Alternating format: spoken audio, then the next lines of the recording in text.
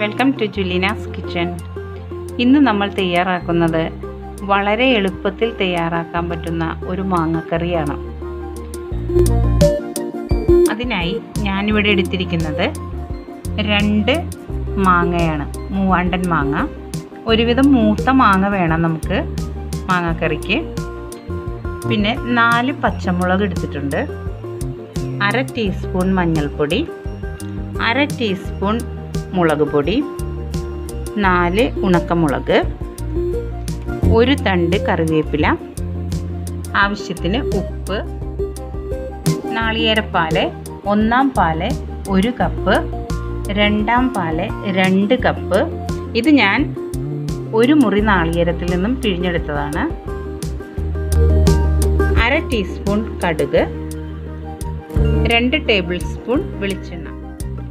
ആദ്യം നമുക്ക് ഈ മാങ്ങ പീൽ ചെയ്തെടുക്കാം. കണ്ടോ, ഇതേപോലെ നല്ല മൂത്ത മാങ്ങ വേണം ഈ മാങ്ങാക്കറി വെക്കാനായിട്ട്. കണ്ടോ, നല്ലൊരു മഞ്ഞ കളർ വന്നിരിക്കുന്നത്. അപ്പം നല്ല മൂത്ത മാങ്ങയാണ്. ഇതുകൊണ്ട് ഉണ്ടാക്കുമ്പോൾ നല്ല ടേസ്റ്റ് ആയിരിക്കും. ഇനി നമുക്കിത് പീൽ ചെയ്തെടുക്കാം. ഇനി നമുക്ക് ഈ മാങ്ങ അരിഞ്ഞെടുക്കാം.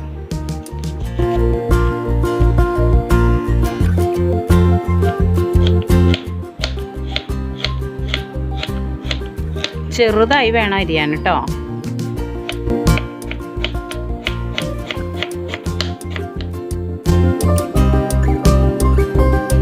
ഇപ്പോൾ ഞാൻ മാങ്ങ ചെറുതായി അരിഞ്ഞെടുത്ത് കഴിഞ്ഞു.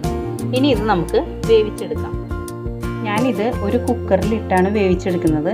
നിങ്ങൾക്ക് വേണമെങ്കിൽ ഒരു കടായി വെച്ചിട്ട് മാങ്ങ ചെറുതായി അരിഞ്ഞതുകൊണ്ട് അതിലിട്ട് വേവിച്ചെടുത്താലും മതി. കുക്കറിലാവുമ്പോൾ ഒറ്റ വിസിലടിച്ച് അപ്പോൾ തന്നെ നമ്മൾ എയറങ്ങ് കുത്തിക്കളഞ്ഞാൽ മതി, വേഗമാവും. അതുകൊണ്ട് ഈസി മെത്തേഡാട്ടോ ഞാൻ ഉപയോഗിക്കുന്നത്.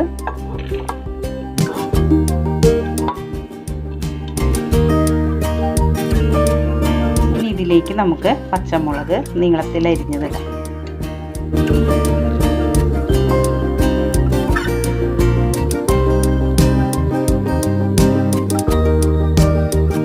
ഇനി ഇതിലേക്ക് നമ്മൾ എടുത്തു വെച്ചിരിക്കുന്ന മഞ്ഞൾപ്പൊടി ഇട്ട് കൊടുക്കാം. ആവശ്യത്തിന് ഉപ്പിടാം.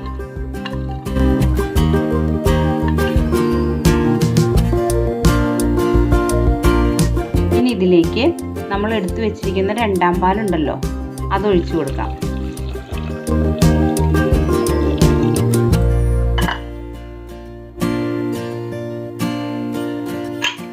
ഇനി ഇതടച്ച് 1 വിസിൽ വരുന്നത് വരെ നമുക്ക് വേവിച്ചെടുക്കാം. ഇപ്പോൾ 1 വിസിൽ വന്നു കഴിഞ്ഞു. ഇനി നമുക്ക് കംപ്ലീറ്റ് എയർ കുത്തിക്കളയാം. ഇനി നമുക്കിത് തുറക്കാം. കണ്ടോ, നമ്മുടെ മാങ്ങ നന്നായി വെന്തിട്ടുണ്ട്. മാങ്ങ നന്നായി വെന്ത് കിട്ടിയിട്ടുണ്ട്. കണ്ടോ, ഇപ്പോൾ ഒരു കടായി ചൂടായിട്ടുണ്ട്. ഇനി അതിലേക്ക് നമുക്ക് എടുത്തു വെച്ചിരിക്കുന്ന വെളിച്ചെണ്ണ ഒഴിക്കാം.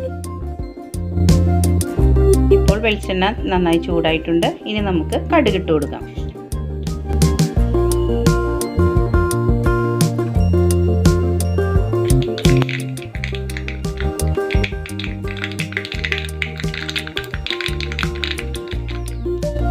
നമുക്കിതിലേക്ക് ഉണക്കമുളക് ഇട്ട് കൊടുക്കാം.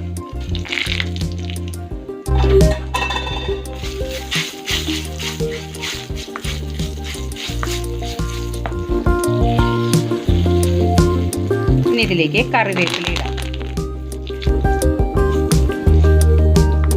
ഇനി നമുക്ക് ഫ്ലെയിം ഓഫ് ചെയ്യാം. എന്നിട്ട് അതിലേക്ക് നമ്മൾ എടുത്തു വെച്ചിരിക്കുന്ന മുളക് പൊടി ഇട്ട് കൊടുക്കാം. ഇപ്പോൾ ഫ്ലെയിം ഓണായിട്ടിരിക്കുവാണെങ്കിൽ മുളക് പൊടി കരിഞ്ഞു പോകും. അതുകൊണ്ടാണ് നമ്മൾ ഫ്ലെയിം ഓഫ് ചെയ്തതിന് ശേഷം മുളക് പൊടി ഇട്ടത്. ഇനി ഇതിലേക്ക് നമുക്ക് വെന്ത മാങ്ങ ഇടാം.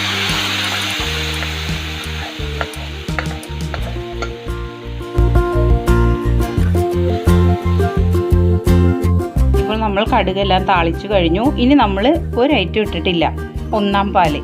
അപ്പോൾ എന്താ വേണ്ടതെന്ന് വെച്ചാൽ ഇനി ആദ്യം നമ്മൾ ഫ്ലെയിം ഓണാക്കാം. ഇനി നമുക്കിതിൻ്റെ ഉപ്പൊന്ന് നോക്കാം.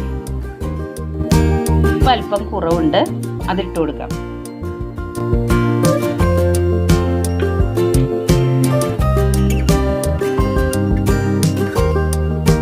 ഇനി ഇതൊന്ന് തിളച്ച് വരണം. തിളച്ചതിന് ശേഷം വേണം നമുക്ക് ഒന്നാം പാൽ ഒഴിക്കാനായി. ഇപ്പോൾ നന്നായി തിളച്ച് വന്നിട്ടുണ്ട്. ഇനി ഇതിലേക്ക് നമുക്ക് ഒന്നാം പാൽ ഒഴിച്ചു കൊടുക്കാം.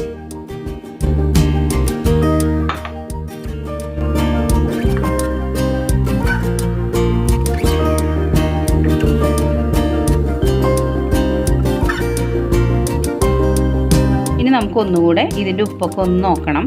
നേരത്തെ ഉപ്പിട്ടത് കറക്റ്റായിരുന്നു. ഇപ്പോൾ പാൽ ഒഴിച്ചതിന് ശേഷം നമുക്ക് ഒന്നുകൂടെ ഉപ്പ് നോക്കാം. ഇപ്പോൾ ചെറുതായിട്ടൊന്ന് തിളച്ച് വരുന്നുണ്ട്. ഇനി നമുക്ക് ഫ്ലെയിം ഓഫ് ചെയ്യാം. കാരണം ഒന്നാം പാൽ ഒഴിച്ചു കഴിഞ്ഞാൽ പിന്നെ അങ്ങനെ അധികം തിളയ്ക്കാൻ പാടില്ല. ഇനി നമുക്ക് ഫ്ലെയിം ഓഫ് ചെയ്യാം. ഇനി ഇതിലേക്ക് നമുക്ക് ഒരല്പം പഞ്ചസാര ചേർത്ത് കൊടുക്കാം. വളരെ ഒരു ടേസ്റ്റിന് വേണ്ടിയിട്ടാണ്. ഒരല്പം പഞ്ചസാര ഇട്ട ശേഷം നന്നായി ഒന്ന് ഇളക്കി കൊടുക്കാം.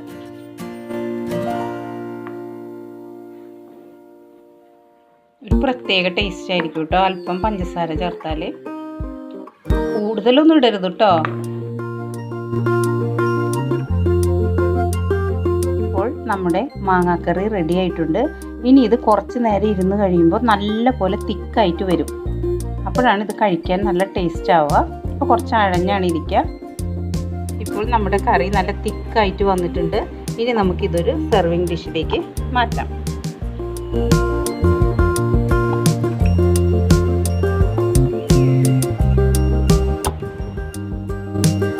ഈ മാങ്ങാക്കറി നിങ്ങൾക്ക് എല്ലാവർക്കും ഇഷ്ടമായിട്ടുണ്ടാവുമെന്ന് വിചാരിക്കുന്നു. ഈ കറി ചോറിൻ്റെ കൂടെ മാത്രമല്ല, പ്രത്യേകിച്ച് വിഷുക്കട്ടയുടെ കൂടെ വളരെ നല്ലൊരു കോമ്പിനേഷനാണ് ഈ കറി. അടുത്ത മാസം വിഷു ആണല്ലോ. അപ്പോൾ എല്ലാവരും വിഷുക്കട്ട ഉണ്ടാക്കും. ആ വിഷുക്കട്ടയുടെ കൂടെ നിങ്ങളെല്ലാവരും ഈ മാങ്ങാക്കറി ട്രൈ ചെയ്യണം. ഇനി നമുക്ക് മറ്റൊരു റെസിപ്പിയുമായി വീണ്ടും കാണാം. Thank you.